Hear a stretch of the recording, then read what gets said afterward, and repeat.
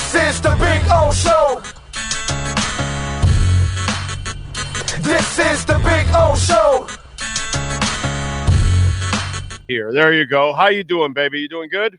Doing great. Oh, how about yourself? Watching the Malachi Tony show. I mean, Yep. Where would this team be without Malachi Tony, dude? I mean, that is just absolutely amazing to watch the performance that young man. I tweeted out, Malachi Tony will waste his time in college football the next 2 years. He's like the high school kid he's like the high IQ kid in high school that is bored. You know what I mean? You've seen that kid that he's just like, you think he's dumb, you think he's not paying attention, but he's like 8 levels ahead of you, and what they're teaching, he already knows, that kind of shit. That's what it reminds me of. The poor kid really should be a one and done. We know it doesn't exist. We know it won't exist and all that good stuff. But you even mentioned it in your tweet. Like you talk about everything. You don't mention enough his blocking, how good it is and all that, So just what a show that kid puts on, dude. What a show. As complete a football player as I've seen come out of South Florida in a long time, and I've been doing this a long time and seeing these kids when they first really get into it on the high school scene. And Jeremiah Smith, Malachi Tony, Andre Johnson, that's the category I would put those guys in, of guys that I've seen in South Florida playing the wide receiver position. Just complete guys, complete specimens, and everybody knows Andre Johnson's going to be a Hall of Famer if he's not already. So to me, like a Hall of Fame person like Andre Johnson too. Yeah, just a different level of work ethic, and that's the common thread with all three of those guys, is that they do not rest on their laurels and listen to everybody tell them that they're the greatest thing since sliced bread. Everybody can do that to you and cloud your mind and change athletes. I've seen it happen many times at many different levels, and the one common thread with all three of those guys is they don't let any of it get to their head, bro, and they just work hard and they just think about, what do I got to do to get better. And I know it's cliche, but that's who Malachi Tony is. And at least it didn't start off well when they settled for the 3 and then pick out the 7. It was like, you guys got to start tacking on 7s on these people and route their ass. And then they turned it around and routed them. Mm-hmm. So was it enough performance? Because I know UCF, the self-titled national titleists, they were leading 14-0 for a moment there, but no, BYU took control of the game. So tell me about the landscape right now. Yeah, I mean, I think they need help, and we've talked about this for weeks. It's either going to come, from a team like Auburn tonight against Alabama. We know strange things happen at Jordan-Hare Stadium when Auburn plays Alabama, or maybe now in the afternoon with LSU knocking off Oklahoma. They need help in the at-large to get ahead, because this is, I mean, let's be honest though, this is the SEC Big Ten Invitational. That's what the college football playoff is. The two conferences that have the most money, that get the most TV money, those are the schools that the selection committee is directed to favor over everybody else. And then the other team that's not in either of those conferences is Notre Dame. So we know how it goes, and that's the shame for Miami, is that if they just took care of business in their conference, this wouldn't even be a discussion. They'd probably be a top 4 seed, right? We've seen the level they can play at, and today they played at that level. But I think they need help, and look, it might come in the form of the ACC. Maybe Virginia Tech upsets Virginia. Maybe Wake Forest, who's a very good team, by the way, very good on defense, particular, beat Virginia earlier this year. Maybe tonight they help Miami out by beating Duke. If those two things happen, then Miami gets into the ACC championship game, and then they can win their way in, and there's no debate over what the college football playoff rankings say. Exactly. And that's what we're hoping. That I'm not one of the whiny, UM fans out there that they can't handle the truth. And apparently some of them just are learning about college football, that late season losses are not good, dude. And unfortunately, Nick Saban didn't want to, on television, he goes, I don't want to say they underachieve. Well, you just said it, dude. Relax already. They underachieved. You shouldn't have lost the damn Louisville game. That's the game that is going to bite you in the ass, because you were outplayed and outcoached badly in that game. And I get the whole, Mario came out with his politics at the end of the game. Well, it should be head to head. And I get the two broadcasters. They're not broadcasting on NBC for Notre Dame. They're broadcasting here. So, well, I understand Miami's argument and all that. Simple. Notre Dame's losses are more quality losses than Miami's losses. And Right. that's what ends up happening. And that's what ends up hurting you. You had no business losing to either team, but you would have gotten away with at least one of them, and that Right. would have been SMU. Once you added the Louisville loss, you added it to team. See, the part that Canes fans leave out is if you're bragging so much about your win against Notre Dame, well, their loss was to a quality team. And Right. if you and they lost to Texas A&M, which is another quality team. Well, guess what? SMU and Louisville aren't necessarily considered quality.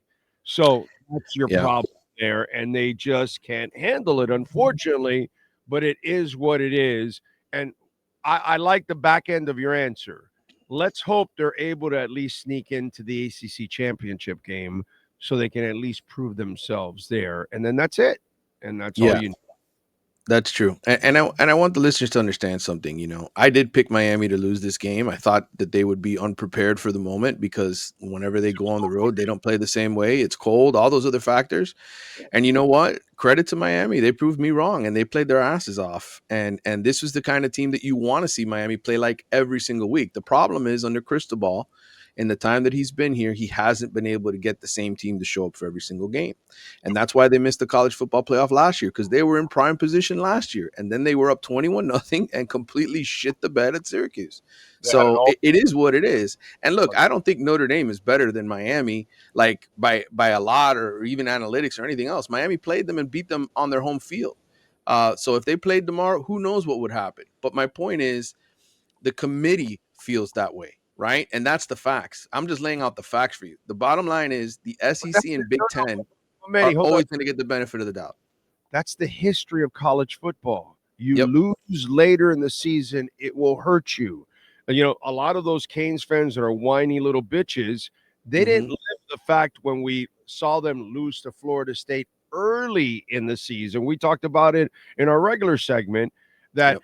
at that moment, for those of you that lived it, we thought our season was over. At the beginning of the season, we thought the season was over. That's Yep. it. They lost to Florida State, and they ended up winning the national title, and they got it over Florida State because they lost early, and then the late losses to other teams is what ended up helping Miami late in the season. You can recover from early losses. Recovering from late losses, dude, it's just you don't do it. You just don't Nope. do it. Nope. And so that's why they need help. I still think they can get in. They proved me wrong by winning today. They showed up. They dominated. I thought if they won, that was going to be sort of surviving type of thing. And they came on. They played exactly the way they needed to play, and they showed the kind of consistency that we all hoped they would show, right? And play the way that they should every single week, because the bottom line is they're better than everybody in the ACC. They're more talented than everybody in the ACC, but they still lost those two games. So you have to come back and get the help that you need to get in now, and we will see what happens and whether or not they get that help. But kudos to Mario Cristobal. As I tweeted, 2 losses, back-to-back 10-win seasons, 2 losses by a combined 9 points. I hope for Miami's sake next year that this team with Malachi Tony, and they're going to pay that guy a lot of money in the offseason to stay. I hope that they come back and they put the priority on the ACC, because the bottom line is, nothing else matters. The non-conference does not matter. They're not going to give you the credit for beating Notre Dame. They're just not. So the non-conference to me is silly. You win your conference, you get into the playoff that way. Make that the Dominate complete your and total focus. Dominate your damn conference, dude. That's what you're supposed to do. This was the year for you to dominate it, and you didn't dominate it, unfortunately. Hey, I got to give Mario a lot of credit today on another front. Not only was I was nervous about this game also. This was kind of one of those games that you look at it and go, this is one of those typical Mario games where you lose and you're like, oh shit. But it didn't. They came through. But here's the other thing that I got to give Mario a lot of love for. They were the more disciplined team today.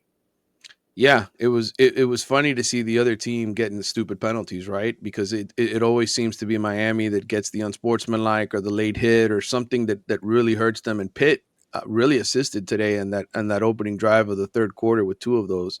And so it was nice to see Miami be the disciplined team, the smarter team when it mattered, and it made a difference. Look, man, there's no denying this is a super talented football team. This is without question a top 10 talented football team in the country. They should be in the playoff. For But sure. unfortunately, they play in the ACC, and they're not playing in the ACC championship game unless they get help. And so they're going to hold it against them. And that's why I think they're going to ultimately get screwed here, because I just think there's so much bias and push towards the SEC and Big Ten that you're just not allowed to slip up if you're in the ACC. And we've talked about that all year.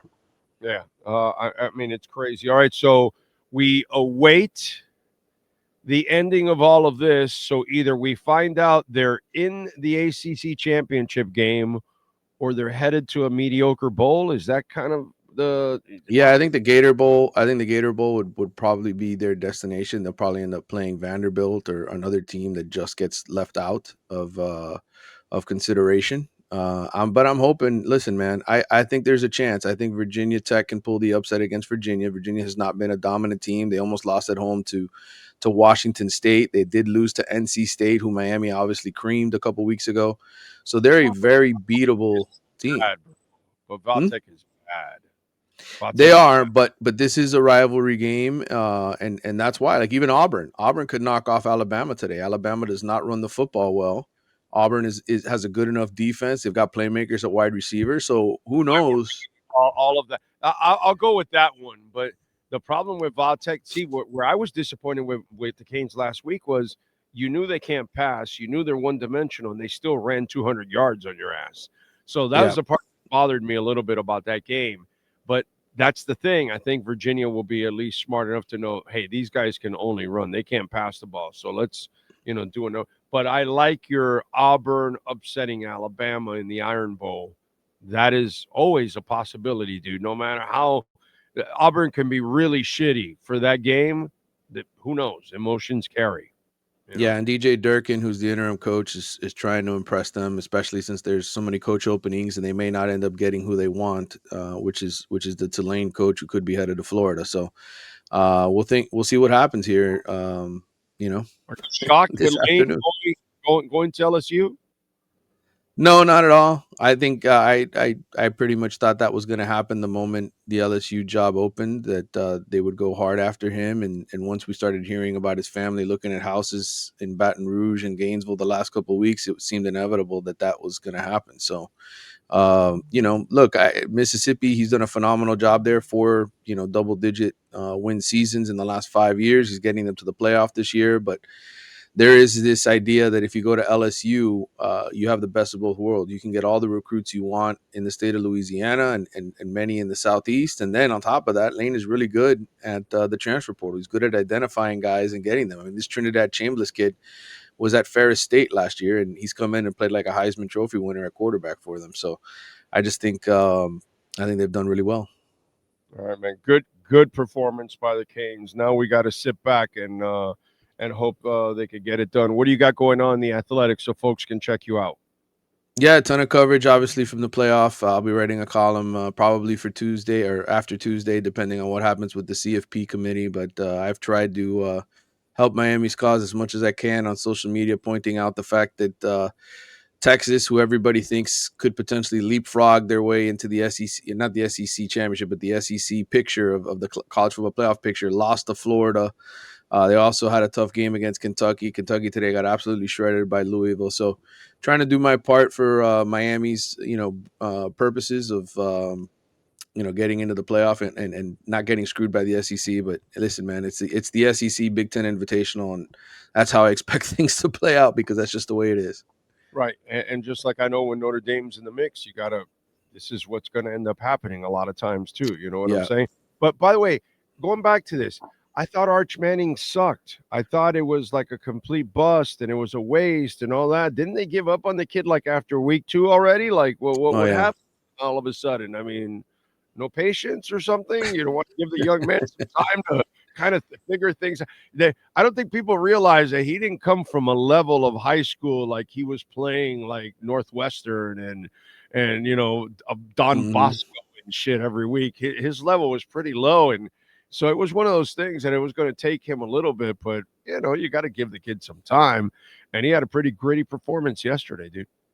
He did, and his team took care of business on their home field, and but they're 9-3. I saw them lose to Florida pretty ugly. I don't think they deserve to be in the playoff either, but I don't make those decisions. Hey, listen, the ghost of R.C. Chokum is alive and well, baby. Okay? Yes, Alive for sure. and well, because Texas A&M all the way back to the RC days, and that's why I gave him that nickname of RC Chokum. And since then, dude, you put Texas A&M in a big moment, and they will shit their pants, bro. I mean, it's death, taxes, and Texas A&M shitting their pants. And what's crazy is that they won 11-1, but if you really look at their schedule, they didn't play Alabama, they didn't play Georgia, they didn't play any of the SEC powers, and they end up playing the one SEC team with a pulse, and that's who they beat. But they struggled against South Carolina, they struggled against Arkansas, but they'll get the benefit of the doubt because they won 11-1 in the world's greatest conference. Right, but it's so typical of Texas A&M, dude. I mean, for decades it's been like this. It's just go through your history and you'll see it. Any big moment for Texas A&M, and brother, they're in the outhouse there, and they're just taking a crap because they never ever rise to the occasion. They're always frauds. They are the frauds of all frauds. All right, follow him on Twitter at Manny_Navarro. Manny, as always, I appreciate you, my brother. We'll catch up during the week. All right, brother. Sounds good. Take care. All right, you got it. Don't forget, folks, that you can also reach out to our friends at Caneswear and go to caneswear.com. There we go. Go to and use our code BIGO10. You will get 10% off online or in person. And online, if you order over $99, you will get free shipping. Make sure you tell Brett and Jeff and all the great guys out there, Jack, man. I mean, Ken Graff, all the fantastic people out there. They know how to get it done. They give you great service.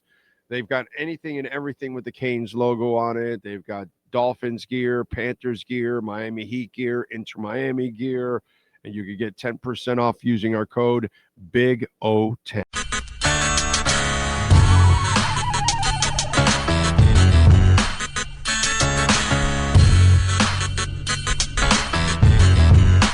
This is the Big O Show. This is the Big O Show.